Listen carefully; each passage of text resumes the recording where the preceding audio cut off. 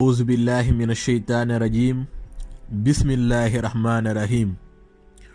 Imam Al-Mahdi continued part 1. Some people think that Imam Al-Mahdi will be a rider on his horse, ready to wage wars. They are wrong, because the Mahdi will not deliver any war. Given the global geopolitical context and the level of states' armament, it would be incongruous to see him riding a horse to fight inequalities and to restore divine order.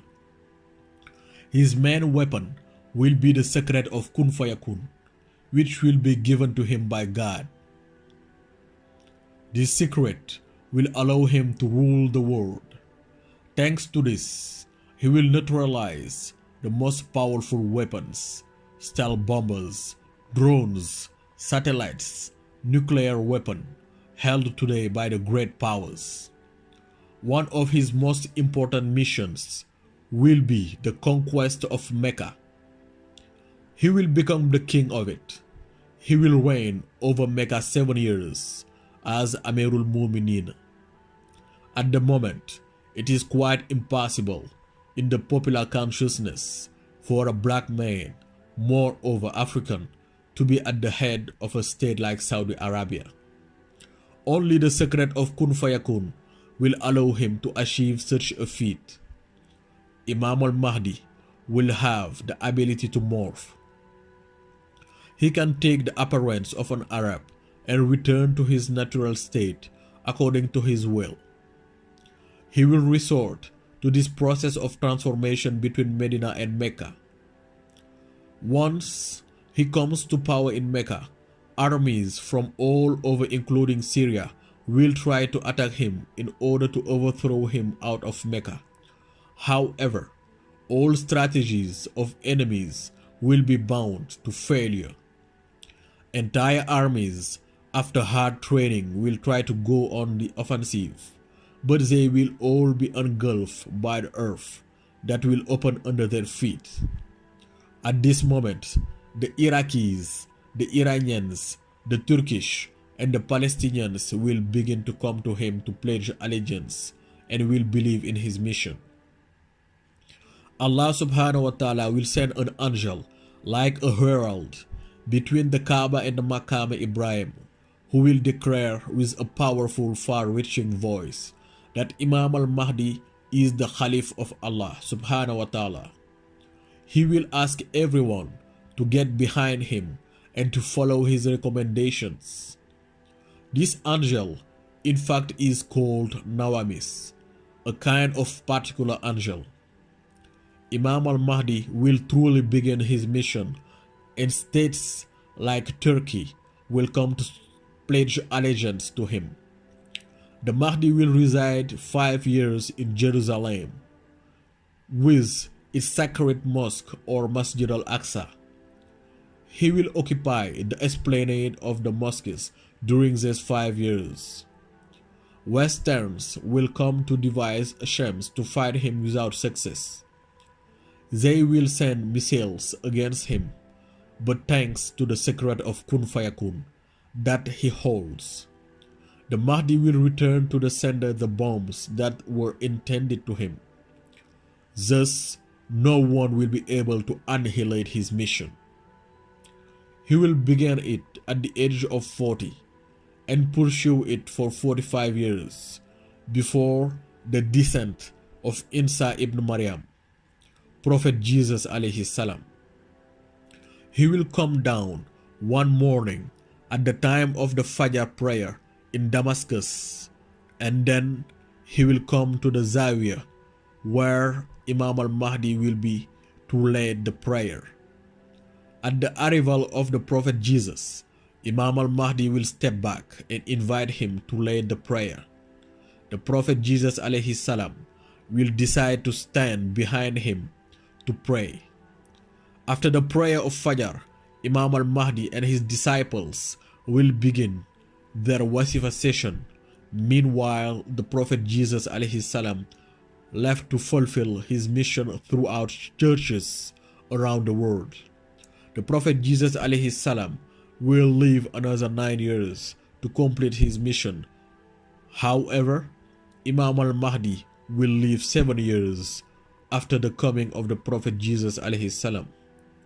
In doing so, the latter will lead the Muslim community for 2 years after the death of Imam Al-Mahdi, before dying naturally in his turn. Indeed, in the Hype word, it is stated that Prophet Jesus alayhi salam will live 40 days when he will return to earth. But these 40 days actually correspond to 9 years on earth. This is because the method of calculation in Hype word is done accordingly to several rules that only an expert of this word can translate into the time or scale of Shahada word, the word in which we are living. After 9 years, Prophet Jesus alayhi salam will pass, and then the apocalypse will begin. We specify that both their death will be natural. The Imam al-Mahdi will rule the world, indeed, and will be famous. Thus, whoever declares himself the Mahdi will discredit himself. It is noticed that thousands of people declare themselves to be Imam al-Mahdi. What is wrong? All the more Imam Mahdi will have a universal mission and world fame. Only in Iran, you can see 3,000 prisoners because they declare themselves to have been Imam al-Mahdi. However, we must know that Imam al-Mahdi of the Shia is different from the Imam al-Mahdi of the Sunni. The Shia allude to the 12 Khalif who, according to the story, had entered in secret cave when he was child. The Shiites wait for his exit from that cave. As for the Sunni, they are waiting from Imam al-Mahdi, the one revealed by the Prophet alayhi salam. He is the real Imam al-Mahdi. And Shah Ahmad Tijan Sharif radiallahu ta'ala anhu declared that he will be his disciple and his Khalif in the Tijani Brotherhood. And also, he will confirm that Shah Ahmad Tijani is the second greatest character in Islam after the Prophet Muhammad sallallahu alaihi wasallam.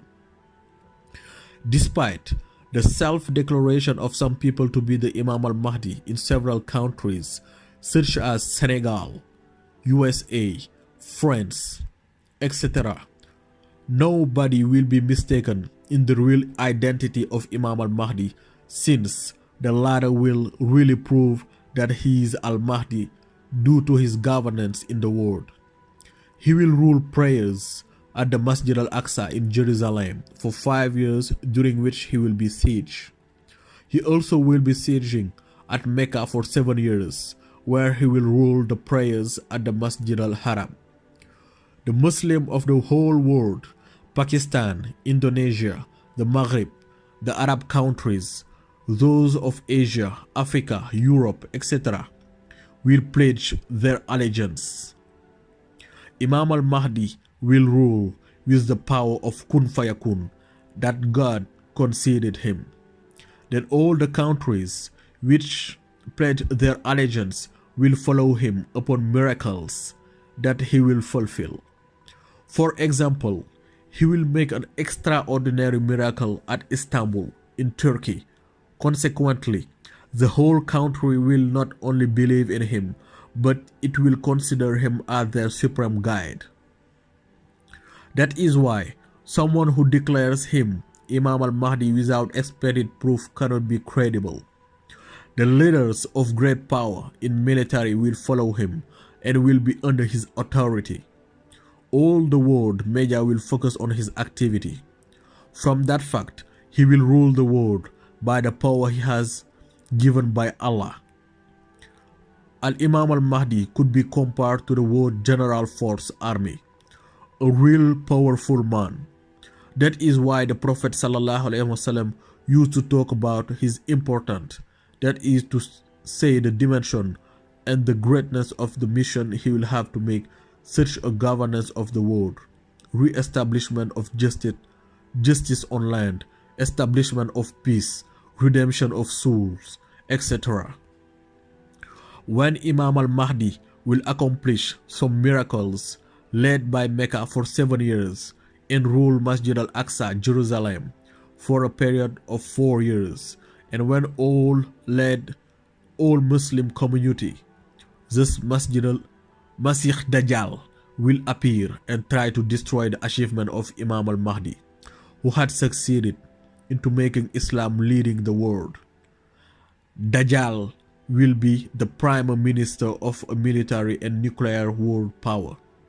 Moreover, he will be granted superpowers that will be similar to that of Al-Mahdi, even though the latter mystical powers will be superior, as they essentially derive from the light of Salatul Fatiha and the secret of making the impossible possible, or kun fayakun. Dajjal will have the power to kill someone and resuscitate him, and will make such wonders in front of people's eyes in order to impress them. As a prime minister and army chief, he will have in his possession to the nuclear briefcase of his country.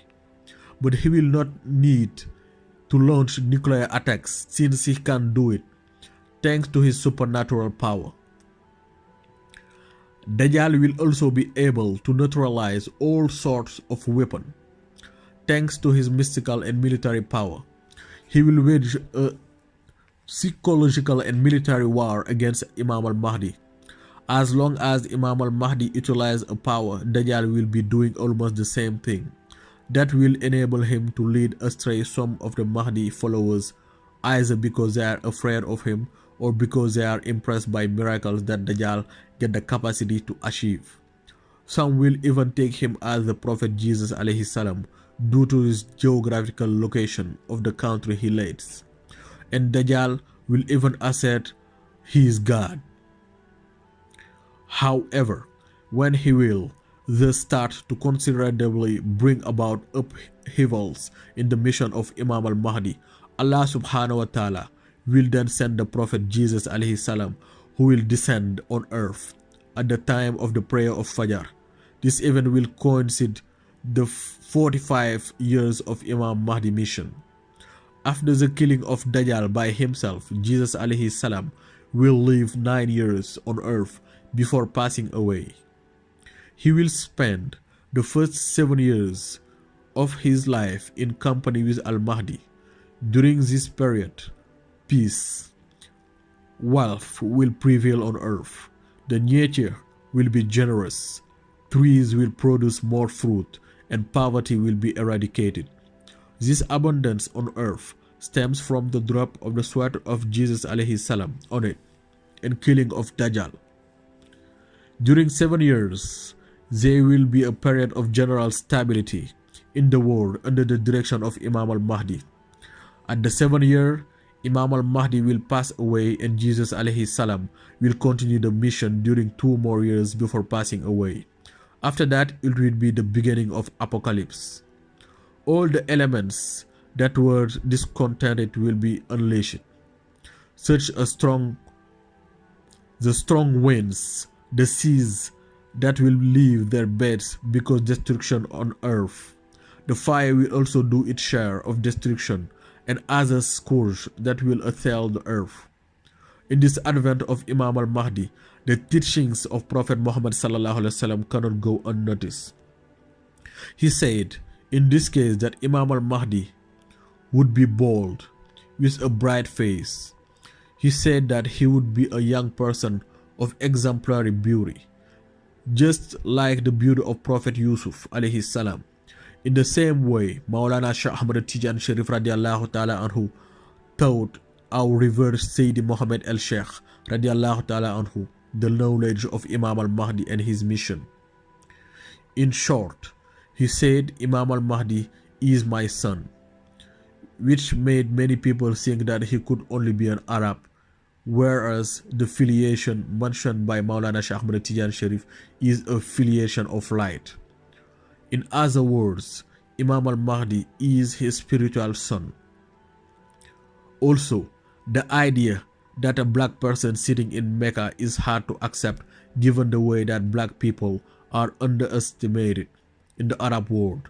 Yet Allah subhanahu wa ta'ala had already given Imam al-Mahdi the spiritual degrees necessary to allow him to achieve his mission regardless the color of his skin. Finally, as it has been written by many Muslim scholars, the Prophet Muhammad sallallahu alaihi wasallam predicted the birth of Imam al-Mahdi around the year 1400 of the Muslim era, and he will begin his mission when he turns 40. This is the story of Imam al-Mahdi, and it seems that it is pointless to declare who is Imam al-Mahdi, as he will make himself known by obvious evidence. He will have to perform throughout the world as part of his universal mission.